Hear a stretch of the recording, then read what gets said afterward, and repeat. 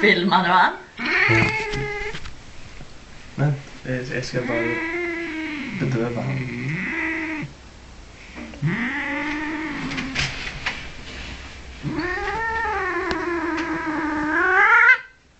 Jeg må få tak i beina heller.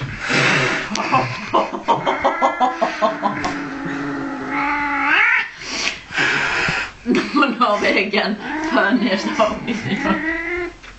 Hvor skal det grene jeg ta på Du skal helst være akkurat der og sånn. Vent.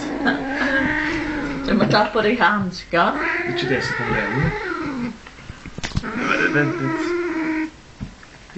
Når han er bedøvd nå litt.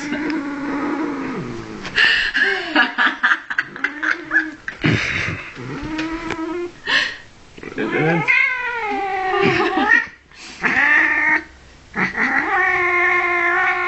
Men for faen. Jeg er skarpere enn en hest.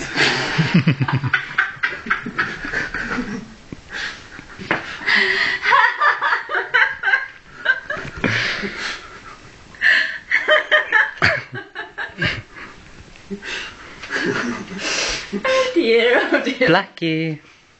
Hello. Oh, Lon Johnson. Har du godt du kan gi så vi kan lure den altså. Kjennes det ikke ut som natt nå? Jeg mener 80 år, mener jeg. Vet ikke. Hvor mye? Valium. Sånn er det ikke så rett. Nå gjør han det bedre.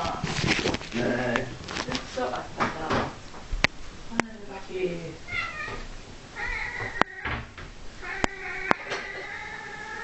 Hva er det?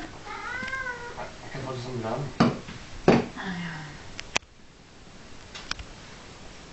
Sånn instinkt. Jeg har sånn fare, tror jeg. Fare, det er godt for han. Ok, må nå ha seg hvordan den har tenkt det.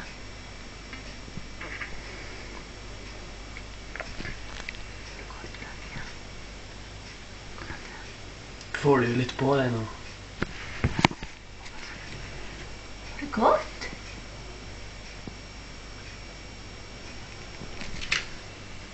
Så godt. Hvor mye skal han ha da? Ja, det er nok til han.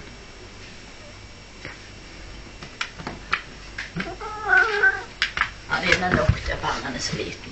Hvordan skal han hoppe så mye da? Så, hiv den ikke litt oppi. Jeg må ikke få lønn nå. Ellers flytter han.